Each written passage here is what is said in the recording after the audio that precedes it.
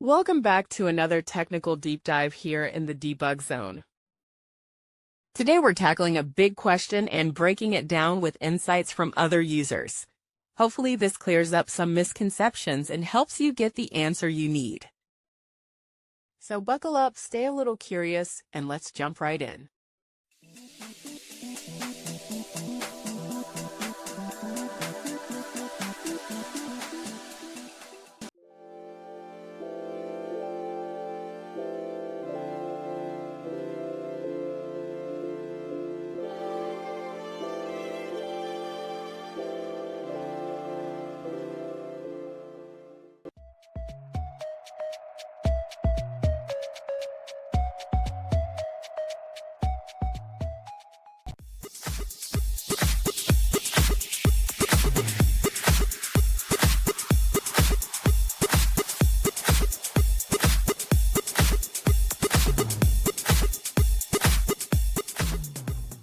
And that's a wrap.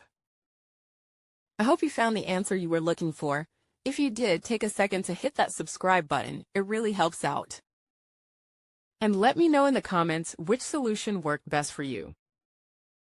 See you next time in the debug zone.